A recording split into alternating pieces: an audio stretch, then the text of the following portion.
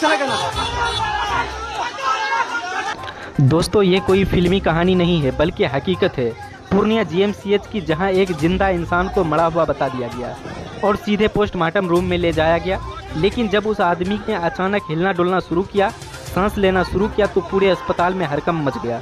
सोचिए जरा, जिस अस्पताल में बीमार को जिंदगी मिलनी चाहिए, वहां उसे जिंदा रहते हुए भी मुर्दा बना दिया गया। क्या यही है बिहार सरकार की स्वास्थ्य व्यवस्था? इसे ही अस्पतालों के भरोसे जनता की जान सुरक्षित रहेगी? आज पूरा सवाल बिहार सरकार से है। लाखों करोड़ों का बजट हेल्थ सेक्टर में जाता है, लेकिन नतीजा क्या है?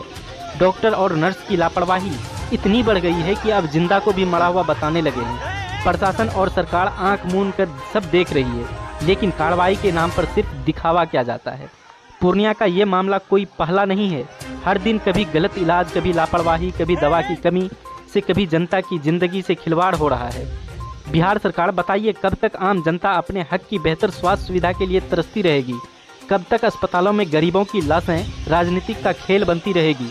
कब तक लोगों की जिंदगी भगवान भरोसे चलती रहेगी? ये घटना केवल एक इंसान की नहीं बल्कि पूरे बिहार की है। भारतीय मौसम विभाग यानी IMD ने 16 अगस्त को बिहार के 19 जिलों के लिए येलो अलर्ट जारी किया। इन जिलों में 30 से 40 किलोमीटर प्रति घंटा की रफ्तार, तेज हवाएं और बारिश की संभावना जताई गई। प्रभावित जिले में सीतामढ़ी, शिवहर, मधुबनी, सुपौल, अररिया, किशनगंज, मुजफ्फरपुर, दरभंगा, मधेपुरा, वैशाली, सीतामढ़ी, सहरसा, पूर्णिया, खगड़िया, कटिहार, भागलपुर, मुंगेर, बांका और जमुई। अलर्ट किसानों और आम जनता के लिए महत्वपूर्ण।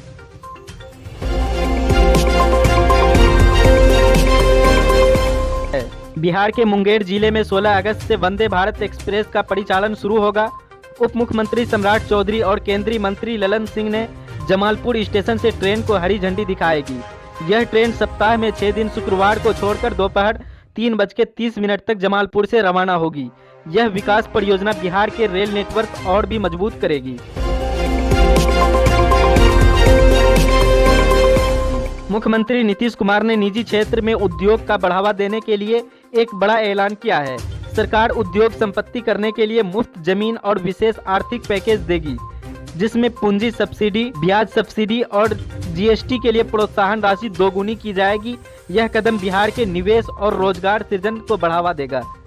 पटना में मल्टी मॉडल हब और पिंक बसों का उद्घाटन मुख्यमंत्री नीतीश कुमार ने पटना के GPO गोलंबर के पास मल्टी मॉडल हब और अंडरग्राउंड पैदल यात्री सबवे का उद्घाटन किया।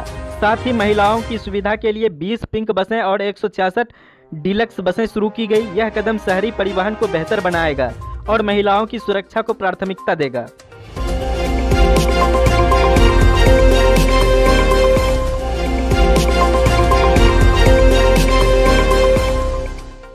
बिहार विधानसभा चुनाव 2025 की तैयारी जोरों पर है। मुख्य सचिव अमृतलाल मीणा ने अध्यक्षता में मगध प्रमंडल में उच्च स्तरीय समीक्षा बैठक हुई, जिसमें अवैध हथियारों और चुनावी तैयारियों पर चर्चा हुई। अमित शाह की बूथ मैनेजमेंट रणनीति और महागठबंधन की नई रणनीति से सियासी हलचल तेज है। नीतीश कुमार की सेहत पर सवाल है। JDU ने उत्तराधिकारी की चर्चा। नीतीश कुमार की सेहत को लेकर चर्चाएं तेज है, जिसमें उनकी पार्टी जनता दल यूनाइटेड में उत्तराधिकारी की खोज शुरू हो गई है। संभावित नामों में ललन सिंह, वशिष्ठ नारायण सिंह और RCP सिंह शामिल है, लेकिन कोई भी नीतीश जैसी मजबूत पकड़ नहीं रखता। इससे BJP JDU गठबंधन पर भी असर पड़ सकता है।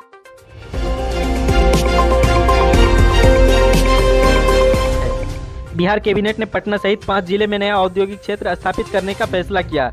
इसमें निवेश बढ़ेगा, रोजगार के अवसर पैदा होंगे और आर्थिक ढांचा मजबूत होगा।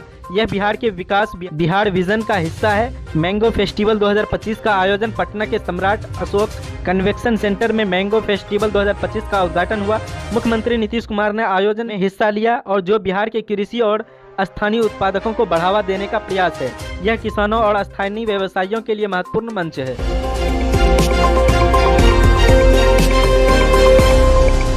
विधानसभा चुनाव 2025 की तैयारियों के बीच राष्ट्रीय जनता दल यानी राजद के नेता तेजस्वी यादव और कांग्रेस के राहुल गांधी 16 अगस्त से रोहतास से वोट अधिकार यात्रा शुरू करने जा रहे हैं। यह यात्रा विशेष गहन पुनरीक्षण यानी बोले तो SIR के तहत मतदान सूची में 65 लाख नाम हटाए जाने के विरोध में है। विपक्ष इसे नोटबंदी करार दे रहे हैं। दावा करते हैं कि दलित, पिछड़े और अल्पसंख्यक वोटरों को निशाना बनाया जा रहा है। यह यात्रा 30 जिलों को कवर करेगी। 1 सितंबर को पटना समाप्त होगी। महागठबंधन इसे सामाजिक न्याय और लोकतंत्र की लड़ाई के रूप में पेश कर रहा है।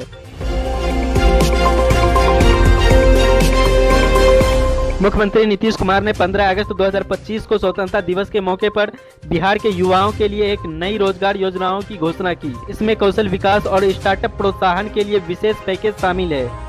नीतीश ने कहा कि बिहार में 2027 तक रोजगार और विकास का हब बनाया जाएगा। यह घोषणा आगामी विधानसभा चुनावों को देखते हुए महत्वपूर्ण मानी जा रही है, क्योंकि विपक्ष बेरोजगारी को और बड़ा मुद्दा बना रहे हैं।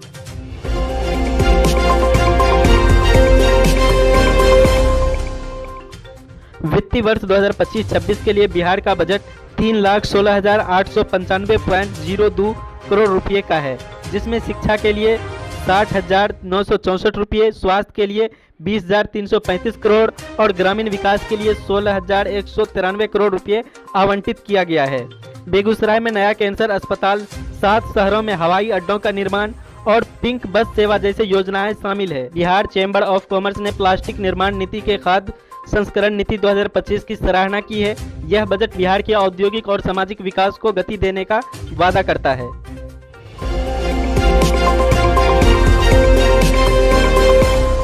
बिहार विधानसभा चुनाव 2025 से पहले 4 नए राजनीतिक दलों का गठन हुआ है।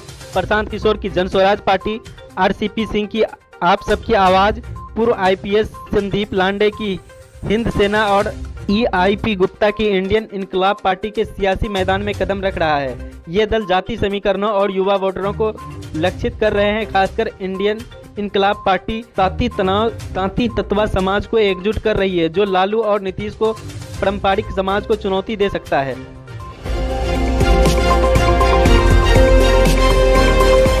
प्रधानमंत्री नरेंद्र मोदी 22 अगस्त 2025 को गया में एक विशाल जनसभा को संबोधित करेंगे और बिहार के लिए हजारों करोड़ की विकास योजनाओं का उद्घाटन करेंगे। इसमें ग्रामीण सड़कों, स्वास्थ्य सुविधाओं और औद्योगिक परियोजनाओं पर जोर होगा। यह दौरा एनडीए के लिए चुनावी माहौल को मजबूत करने की समीकरण का हिस्सा है।